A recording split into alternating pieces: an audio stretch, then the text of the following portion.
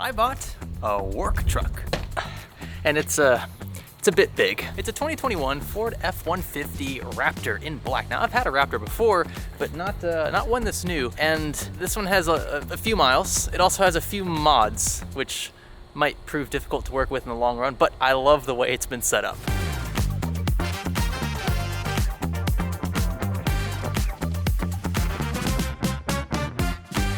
To start, these are 37, so huge off-road tires on Ford Raptor R wheels. Long story there, these only have about 8,000 miles on them. The tires as well, they came as a package, and they were transferred from a different, newer truck. So it's really cool to have these on. We do have a TPMS light because the sensors are different between the different model years, so we'll fix that. But I am just super stoked about the stance and the way these look. Now, the previous owner did take his running boards with him, so I went with the Amazon special for like 150 bucks. They're a bit underwhelming, but they get the job done. You can see those lovely Fox shocks back there, but you might be wondering why this truck looks a bit high, and that's because there's actually a 2-inch airlift in the back and then 2-inch spacers up front, and they're on the lower end of the strut. I'm not sure, I'm not a suspension guy, but they're on the bottom side of the spring, so it's not like I could just easily take them off. I gotta take the whole thing out, and you know, everything's heavy duty in these trucks, so it's gonna require some manpower. I'm not even sure if I'm going to do that myself or if I'm going to pay somebody else to do it.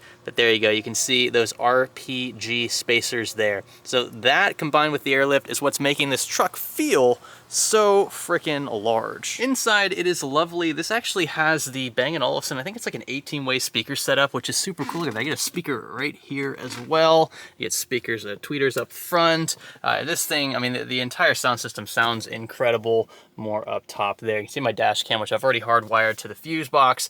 This has all the tech. I think it's got the 801 package, and it also has this really cool Recaro seat package, which includes this blue leather. So it's like a dark blue with red stitch, and that extends through the dash as well. You get your red stitching there at the top of the wheel, all your controls for suspension, exhaust note, more on that a bit later. I mean, this thing is awesome. Like, it is almost fully loaded for a 21 Raptor, and you get so much space as well, typical with most trucks. It's going to show you with the shift stalk down, I get this extra sort of like semi-sticky platform to put a laptop, whatever I want to do while I'm just chilling in the truck. This makes it a proper work truck. See, I'm selling you on it. There's a lot to love about this truck, but one thing I'm a bit dubious of is the engine. I love the 3.5 liter EcoBoost V6. It's twin turbocharged, it makes great torque, and it's very tunable. I know folks would probably prefer the Coyote 5.0 V8 if they could choose for a Raptor. Unfortunately, that's not an offered option, but you could slap a Whipple on that and make north of 700 horsepower fairly easily. With the EcoBoost V6, it's a little more complicated to make that power, so the previous owner decided to take matters into his own hands. He upgraded turbochargers. That's what's in this truck currently. Bigger turbos, a fab speed catted downpipe setup. We have 1050X injectors from Injector Dynamics, the same ones we used in the rebuilt GTR, by the way, which is pretty cool. We have an upgraded intercooler setup. We have an upgraded intake system. We're also lifted 2 inches with Raptor R wheels, I mentioned earlier, and we've got some other creature comforts, things like fog lights and stuff that hooked up to the aux switches. So if I was trying to make as much power out of an EcoBoost reliably, this is probably what I would do. But the problem is, this truck is currently experiencing shudder. Shuddering is unfortunately an issue with a lot of these 10R80 transmissions, even the 6R75, 6R80 transmissions in the older Raptors. They tend to shake a little bit at certain speeds, in certain gears, especially going up hills, and this truck's doing that as well. It does have 80,000 miles on it, but these Raptors, when maintained well, can go well north of that, double that mileage, if not more. So I'm okay with that, but I want to do what I can today in this video to fix the shuddering, and that's going to involve a bit of transmission work down below. Now, what is shudder? Well, in trucks like these, when you're going up hills or when you're trying to put a little bit of load on the torque converter, which is what's essentially catching the power from the engine and sending it back to the transmission, they sometimes don't fully lock. They slip a little bit. There's fluid inside the torque converter that's supposed to grab the gear that again turns the shafts inside the transmission to distribute power to your wheels.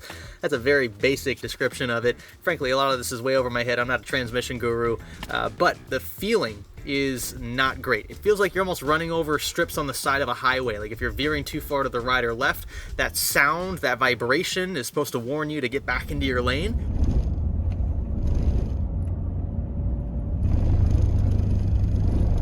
That's what I feel on a daily basis with this truck. Folks think that it's either the engine misfiring or the transmission about to explode. Oftentimes, it's just the transmission, which, where is the oh, it's right here. It's underneath this cover.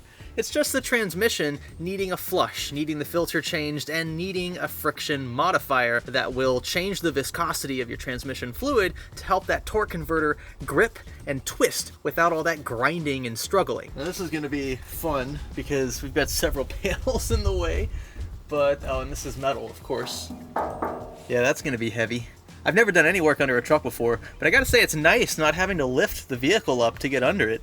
This is actually really cool. But before we dive deeper into the truck, I want to introduce you to today's sponsor, Mucar, and their 892 BT. It's a super fancy automotive diagnostic tool without the super fancy price. The 892 provides a wide range of support for diagnosing virtually any vehicle issue. And the BT adds Bluetooth support, meaning you don't have to carry around an annoying cable. I think of all my cars, our Audi Q7 is the perfect candidate. It has a slew of problems this tool should pick up. So here we go, dongle going in. I love how it just magnetically attaches to the back of our handheld. That is so cool. Now we just hop into accessory mode. Looking good. All right, so let's try the high-speed scan and see what happens. This, for a lot of other tools, takes like 5 to 10 minutes. I'm not even joking. You can see it's already finding problems, including a misfire that I did not know about. Interesting. 25 systems scanned, 14 DTCs found, and well, that's exactly why this car is going to a local independent to round out all of these smaller issues, including that misfire, which didn't pop up in any of my other scanners. I'm a bit concerned about that, but I'm glad that the 892 is showing me. This is a perfect example of why it's super important to have a reliable diagnostic tool. And this was just one car, one example. Now I want to scan my other cars. So if you're a casual DIYer or even an enthusiast, the Mucar 892 BT is definitely worth considering. It's important that you have a reliable scan tool, and I think we've proven that this thing definitely gets the job done, even with more complicated, annoying cars to work with, like Volkswagen Audi products. You can learn more about it by clicking the sponsor link below. Again, big shout out to Mucar for supporting Salazar's cars. Looks like we've got a couple of bolts on the sides of the frame to take care of, and maybe a few up front. Can you see? That one there is just barely in view, and that should expose then the transmission fluid pan. Fluid pan, oil pan, it is a fluid, right? So we'll just call it a fluid pan. And that is going to need to be removed in order to access the filter. Some folks say you shouldn't change your transmission filters if they're lifetime filters. I don't believe in lifetime anything. We're gonna change it while we're in there because why the heck not? And I mean, given the fact that this truck has nearly 80,000 miles on it, I think it would be a sin at this point not to. Also, you can see here, it's a bunch of aftermarket stuff. This is actually for the airlift, I believe, in the back of the truck. And I'm gonna take all this out. I don't like the fact that the truck is on spacers. I hate spacers on trucks. It doesn't ride great. This car is supposed to feel like it's riding on clouds normally with the suspension and its stock settings. And so we're gonna take this out. We're gonna have to find a way to get that airlift out. I've never worked with that before, but yeah, if you're wondering what this is, it's totally aftermarket. It's like a pump that's supposed to push air into the lift itself, like a big bladder on both sides of the rear suspension that lift the back end up. So there were actually a few panels and covers to get through for pan access. Obviously this big guy here and its 4 large bolts, but also a few closer toward the front where you see me reaching toward the camera. Since this is a truck built for off-roading and such, I'm happy these are down here. It just makes the job a little more involved. And of course, without a lift, I'm doing all of this on my back. Ford included a bit of heat shielding around the edges of the transmission pan, I assume to keep heat from soaking through the gasket, so I had to remove this and its accompanying nuts as well before I could proceed. This here that I'm spinning is actually the plug for the fill and drain port for the 10R80, and you'll notice it also includes a level indicating how much fluid settles in the pan below. We'll need to make note of this for the refill later. And of course, since this pump is facing upward, the only feasible way to drain what's already in here is by pumping it out. Now, I don't have any fancy tools, I do have a large compressor, but sometimes I prefer simplicity, and that's why I whipped out my hand pump. You can see the old ATF slowly but surely working its way through the line and into our tank as I pump this handle. And yes, the fluid is very dark. Fresh stuff is supposed to be a clearish red, so I highly doubt this was ever changed in the truck's lifespan. I kept pumping until I couldn't siphon any more fluid, amounting to roughly 4.5 liters, then rolled back under the truck to remove the remaining bolts holding the pan to the bottom of the transmission.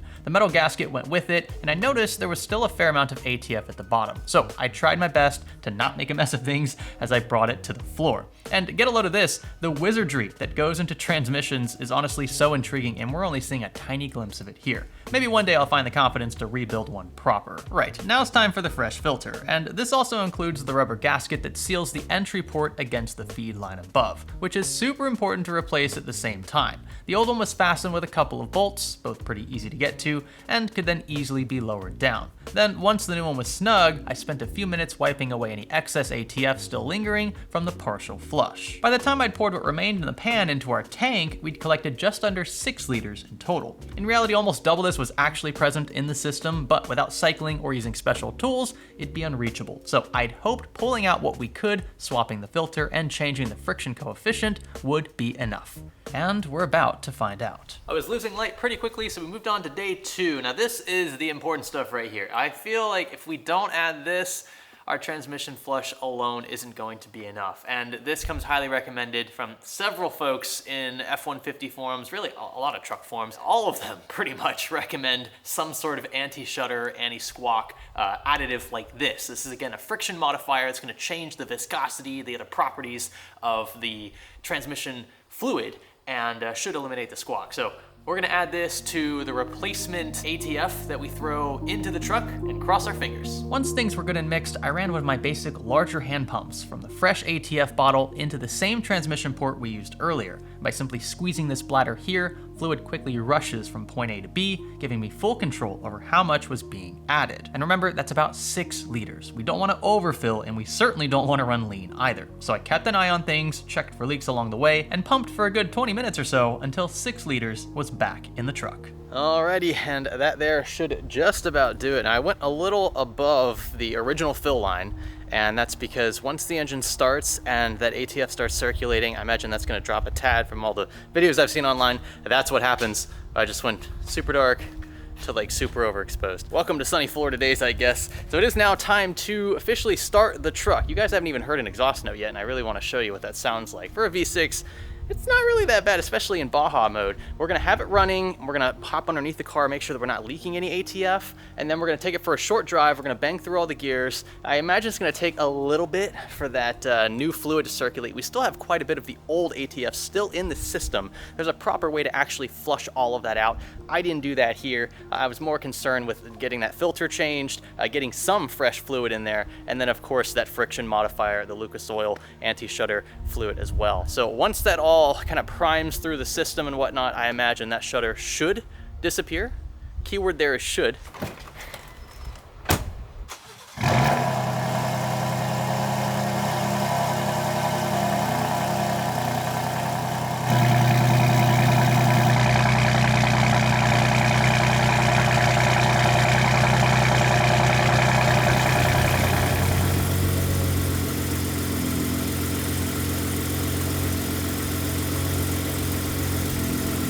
All right, so things have settled down a bit. It's still loud here, even at idle. This is in Baja mode. I started the car up actually in quiet mode. I have that set to default so I don't piss my neighbors off. And I like my neighbors, okay?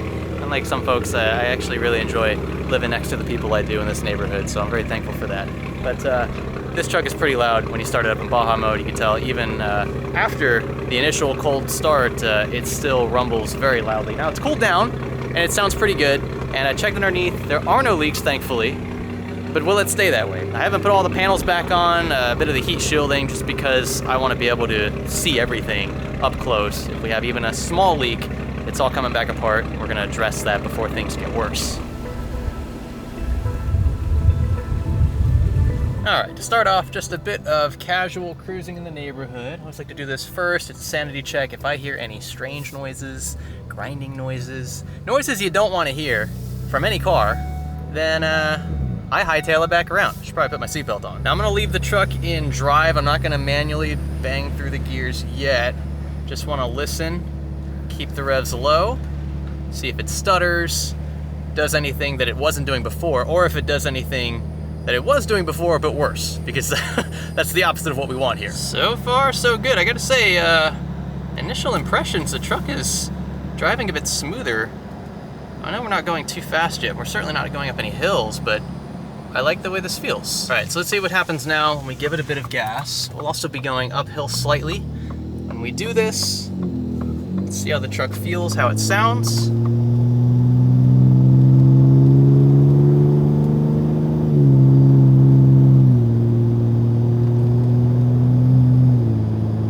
little bit of that stutter that you saw.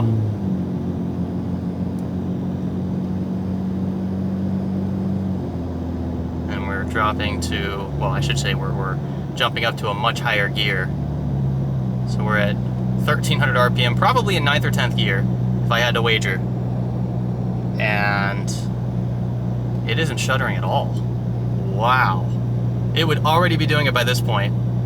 Truck's already good enough warmed up. The transmission fluid's probably not up to temp yet. That takes a little while longer, but it is not shuddering at all. So here's the real test. We're about to go up about a, I would say, 5-degree incline. This would be enough to get the truck to shudder before, and none of it. The revs are going up a tad. Obviously, it's got to pull about 7,500 pounds up this hill, and we are in 10th gear at 50, and there's not a shudder to be felt. Wow.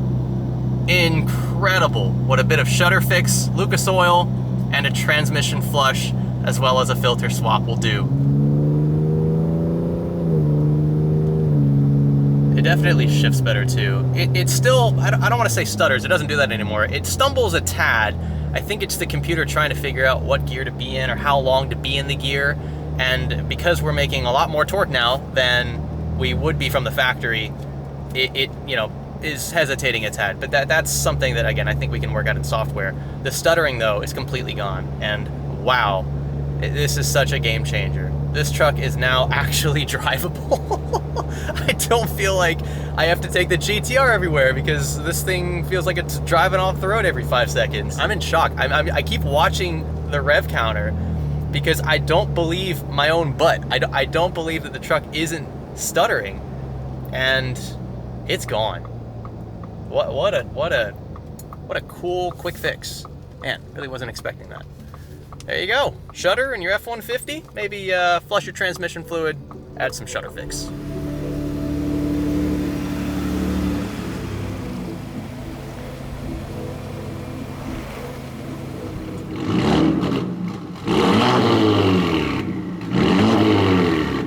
No leaks so far, no shudder.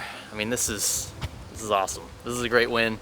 I think the truck is now actually drivable. It's manageable. I was really fortunate to have found this truck because it is now my work truck, and no, I am not ever going to sell this unless I hit dire straits. Like, I love F-150s, I love my old Raptor. This new one with the mods that it has on it and the way it runs now, it's just fantastic for the money. There will be more to come with this truck. You will see it, I'm sure, throughout the Salazar's Cars channel, just, you know, helping us tow, helping us lug engines. I actually hauled the old Audi Q7 engine, the one that we swapped out, in the back of this truck, in the truck bed. It was fantastic. I just took my engine hoist, opened up the truck bed, the tonal, and dropped her right in, dropped it off at a local European auto shop, actually right next to Tavarish's, Lake County Euros. Great guys over there, and I figured they could have fun with it if they wanted to rebuild it or something. They took it, no strings attached, which was cool of them because it frees up my garage, the space that I desperately need for upcoming projects. Speaking of, the Q7 isn't quite done yet. Now, by the time you see this video,